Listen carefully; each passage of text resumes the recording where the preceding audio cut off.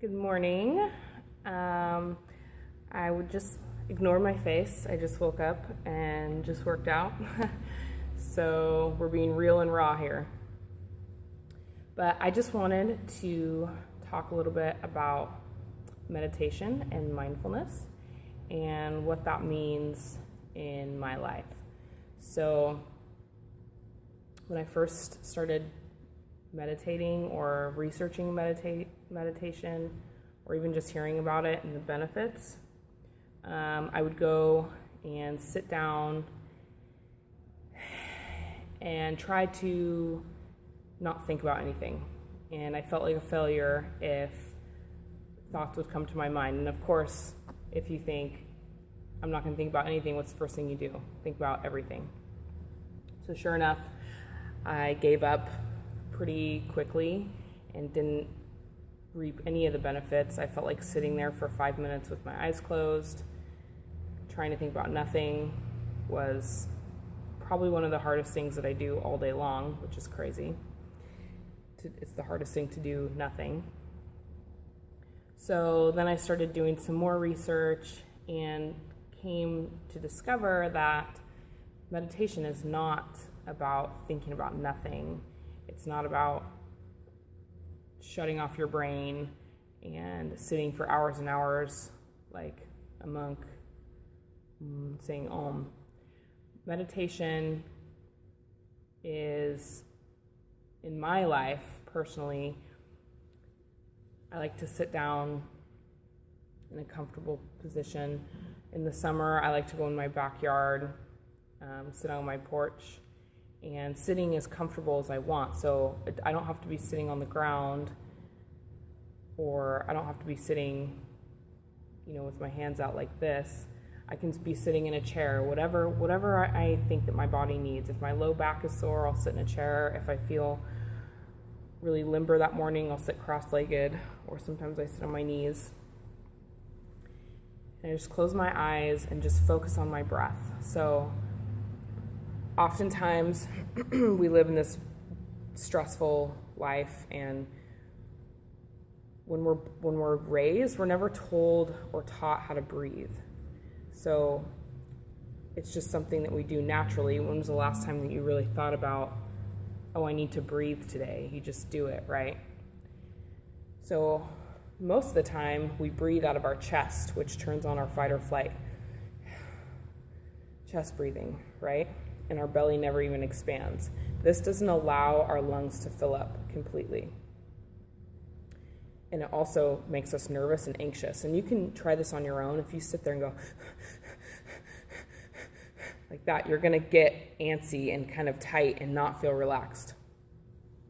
If you sit with your spine tall and stacked, and then focus on right here, your abdomen. Breathe in. And then up through your heart, out through your heart, and then compress your belly. It's actually easier if I sit like this. So if I'm sitting cross-legged, right? So I breathe in through my belly, focusing on my belly. Then once my belly is full, then I breathe through my heart. Full capacity, out through my heart. Then compress your belly. Contract. Good. So this is just something to work on just when you're in your car, when you're at a stoplight, anytime. To just practice that movement and that motion of breathing in through your belly.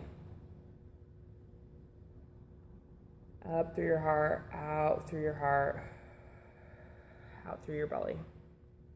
So when I meditate, I just focus on my breath, bringing my awareness to not nothing, but just bringing my conscious mind to my breath. A lot of times what helps is I'll count. So I'll count my breaths in and out. So 1, 2, and then I'll go up to 10. And then I start back over. It's very, very, very common to, as you're counting, to all of a sudden go my mind has been thinking about something completely different as I've been counting. It's kind of like if you're reading a book and you've read the whole page and you look at it and you're like, I have no idea what I just read. And that's perfectly natural. Our brains are a sponge, and our brains they're like rubber, and it's like a muscle. And so what you do is we have like all these apps turned on in our head. And so our brain is just thinking about all these things. And that's what we trained it to do by our cell phones and our instant connection to anything. I mean, our instant texting, our instant knowledge that we have through technology. So what we do is we train our brain. Once your mind wanders and it thinks about something else, you pull it back. Not getting frustrated with yourself, just looking at the situation for what is. Like, oh, my mind wandered, I'm going to pull it back. And then you start where you left off on whatever number you left off on. Starting with 5 minutes a day.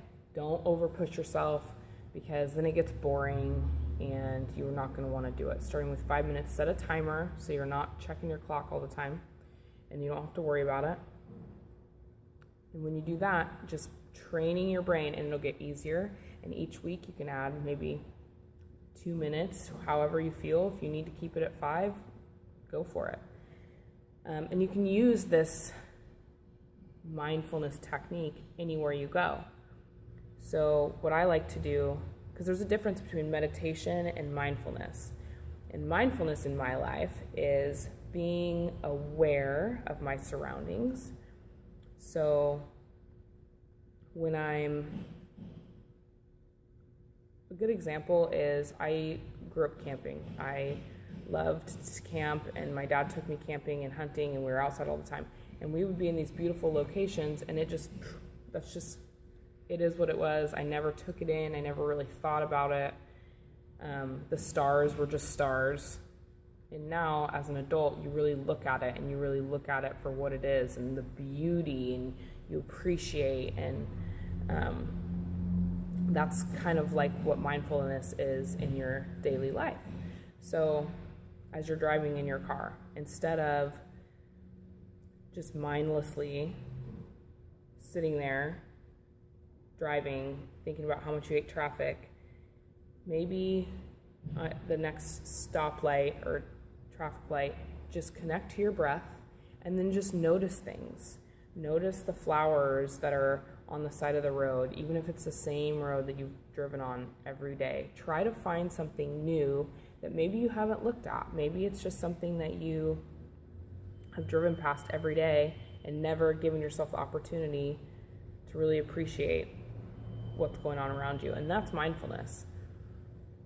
When you're walking around, not being down looking at your phone, but actually putting your phone away and looking and just being aware of what's going on. And that can change your world. That connects you to your intuition, which is like our higher self. And people say like woman's intuition, but everyone can have that. And everyone can connect to their intuition stronger than we think. It's all a choice. It's all about training your mind, because your brain is like rubber. And the benefits of meditation have been phenomenal in my life. I've heard so many testimonies of people say that they meditate every day, and this is why. And all the big companies hire people to come teach their employees how to meditate and how to be mindful. Google, like Oprah does it, like a lot of famous people, I watch Shark Tank, all the people on Shark Tank, they have their employees do it. And there's something to be said if those huge industries are spending a lot of money to have someone come in and teach their employees how to be mindful. I started with 5 minutes a day, and now I don't do anything crazy. I do 10 to 20 minutes in the morning, and then I'll do like a 5 or 10 minute one at night. Just kind of listening to my body. I'll add one in the midday if I need to. And what the scientific side of meditation is, it creates that gray matter in your brain. And that gray matter is what's responsible for your creativity, your compassion, your empathy, your right side of your brain. And it helps you to, I feel like it just helps me think better. It helps me not be so reactive in general. And it calms my mind. I mean, when I feel stressed out, you can feel your heart beating. You can feel the sensations of your body as you get anxious. And I have a major problem with anxiety. And when you get those sensations, just breath is life, right? Just connect to that thing that we are so mindless about. But connect to that thing that can calm you down. You don't need a pill. You don't need alcohol. You don't need to smoke weed. I mean, you can, those things, there's nothing wrong with those things, but connecting to what we have, to something that was given to us that we just surpass every day, and it can be so beneficial in our life. And so that's just what I wanted to share my story about meditation with you guys, and that's why I always give about 5 to 8 minutes, usually about 8 minutes of Shavasana in my yoga classes. And Shavasana is the final corpse pose where you're laying and you're breathing and connecting to your breath. And I just feel like that is the most, for one, possibly the most difficult part of yoga, because it's hard for us to sit and do nothing. And in my opinion, it's the most beneficial. Just connecting to our temple, what we are given to walk this life with, and really going inside and seeing what we need for the day. A lot of times we're so worried as moms, as friends, as wives, as husbands, as dads, always giving. What do other people need? What do I need to do for my work? What do I need to do for my wife or my husband or my kids? But do we ever stop to take care of us? Do we ever stop to make sure that we are taken care of so then we can give to other people? And so that's what I try to do in my yoga classes, is connect people just to their bodies and to give themselves that hour, that full minute, their full hour of yoga, to not think about what's going on tomorrow or thinking about the tasks of today, but to focus on nothing else but them and their breath, and then we'll move through the poses and flow together. So I hope you guys have a good rest of your day. And if you can, just remember to use your breath at stoplights. Anytime you're sitting, just breathe in through your belly, practice that. And if you would like to, start with 5 minutes a day, 5 minutes in the morning, right when you wake up. And Headspace is a really good app that I recommend. And you can get a 10-day free trial. And it just really helps you begin your journey with meditation. It's guided, so you're not having to think about what you need to do. He'll say it for you. His voice is pretty sexy. It's awesome. So, hope you guys have a good day, and namaste.